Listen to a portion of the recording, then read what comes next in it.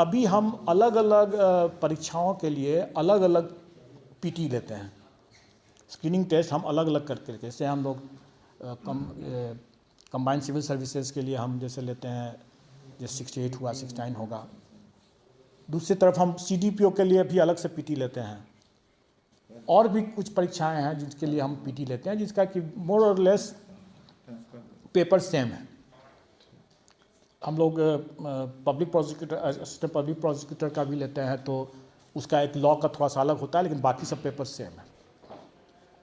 सरकार के साथ हम लोगों ने इस पर विचार विमर्श करके ये तय कर लिया है कि अब साल में एक बार कॉमन पीटी होगा।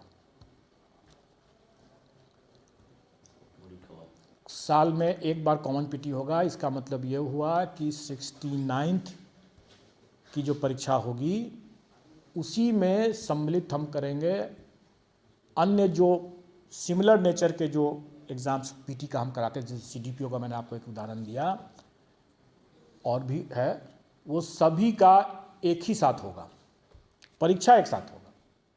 पीटी रिजल्ट अलग अलग होगा, क्योंकि एक ही कैंडिडेट हो सकता है कि वो कंबाइंड सिविल के लिए भी हो और वो इसके लिए एक CDPO के लिए भी हो, तो रिजल्ट दोनों में अप्लाई कर रहा हो, दोनों के लिए अगर वो एलिजिबल है, दोनों में अप्लाई करेगा, वो टिक लगाएगा दोनों के लिए, तो उसका दोनों के लिए अलग अलग मेरिट लिस्ट बनेगा।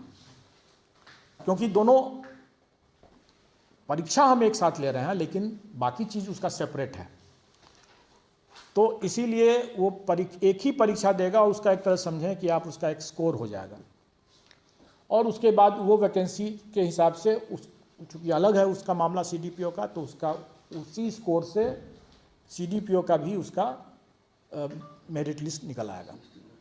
तो मेरिट लिस्ट अलग अलग होगा, जैसे अभी भी होता है, परीक्षा कॉमन होगा। CDPO के अतिरिक्त कौन-कौन ऐसा होगा? और भी 4-5 हैं, मैं बता दूंगा, उसका आप लोगों को निकल जाएगा नोटिफिकेशन उसका। जैसे APP का, जिसके लिए लॉ के लिए, तो वो हम लोग एक दूसरे दिन उसका पेपर, लॉ का एक अतिरिक्त पेपर कर लेंगे, लेकिन जो कॉमन पेपर्स है ना वो एक साथ होगा। और कॉमन पेपर एक साथ होगा, लेकिन उसका रिजल्ट अलग अलग होगा। 69 कंबाइंड सिविल सर्विस का जैसे निकलता है वैसे निकलेगा, CDPO का जैसे निकलता है वैसे निकलेगा, परीक्षा एक होगा।